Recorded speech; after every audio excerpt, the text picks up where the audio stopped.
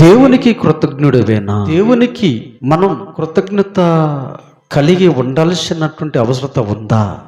ఉందండి. దేవునికి మనం రుణపడి ఉన్నామా అంటే ఉన్నాం. ఈ భూమి మీద ఎక్కువగా రుణపడి ఉన్నది మనం ఎవరికి అనంటే ఒక్క దేవునికి మాత్రమేనండి. దేవునికి తప్ప అంతగా మనం ఎవరికి రుణపడి లేమండి. చాలా మంది మాట్లాడతారు చిన్న చిన్న సహాయాలకి, చిన్న చిన్న మేలులు జరిగించిన వారి ఎడల నిజంగా మీరు చేసిన మేలుకు నిజంగా జీవితాంతం మీకు రుణస్తున్నై ఉంటాను, రుణపడి ఉంటానని మాట్లాడుతుంటారు. ఈ లోక సంబంధమైన సహాయం, ఈ లోకములో ఎదుటి వ్యక్తి సహాయం చేసినప్పుడు చిన్న చిన్న సహాయాల విషయములోనే అంత పెద్ద మాట మాట్లాడితే తల్లి గర్భములో పడినది మొదలుకొని ఆ తర్వాత ఈ భూమి మీద బ్రతుకుతున్న కాలమంతటిలో కొన్ని సంవత్సరాల పాటు, అది 60 కావచ్చు, 70 కావచ్చు, 80 కావచ్చు, 10 సంవత్సరాలు దేవుడు నీకు ఆయుష్నిచ్చి, ఆరోగ్యాన్నిచ్చి, నీరునిచ్చి, నిలబడటానికి నేలనిచ్చి, ఆకాశంలో కావలసిన వెలుగును, వెలుతురును పెట్టి, గాలి, ఆహారాన్నిచ్చి, ఆరోగ్యాన్నిచ్చి, ఇలా చెప్పుకుండా పోతే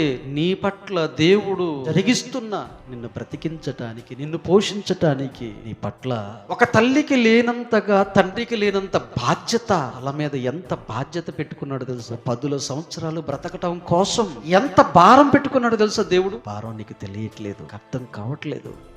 పిల్లలను పెంచే విషయంలో పట్టుమని వాడికి నడకొచ్చేంత వరకు, లేదంటే యవన ప్రాయంలో వచ్చేంత వరకు వాడిని ఒక ఇంటి వాడిగా చేసి అంతవరకు వాడిని పెంచటం, సాకటం మీ వల్ల కాదే. ఎంతవరకు మీ పిల్లలు మీరు పోషించగలరో చెప్పండి. మనం అనుకుంటామండి, వయసుకు వచ్చిన పిల్లల విషయంలో త్వరగా పెళ్లి చేసేస్తే, కుమారుడైనా కుమార్తె అయినా వారిని ఒక ఇంటి వారిగా చేస్తే ఒక పని, ఒక బాధ్యత ఇరిపోతుంది. గర్భాన పుట్టినటువంటి పిల్లలనే యవన ప్రాయం రాగానే ఆలోచన ప్రారంభం అవుతుంది. మనం కాపాడలేం, జీవితాంతం వారిని మన ముందు పెట్టుకొని పోషించలేం. నీ కడుపున పుట్టిన పిల్లల విషయంలోనే కొన్ని సంవత్సరాలు, కొన్ని రోజులే వారిని పోషించలేని పరిస్థితి అండి. అని దేవాది దేవుడు తల్లి గర్భములో నువ్వు పిండముగా పడిన నాటి నుండి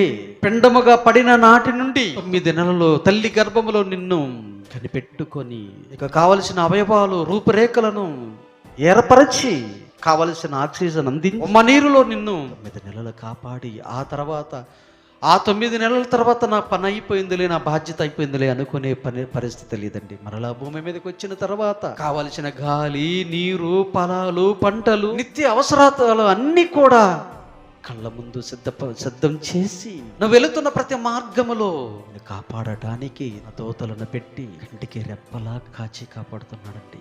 ప్రియ దేవుని వల్లరా, ప్రతి విషయంలో కృతజ్ఞతలు మీరు చెప్పాలి.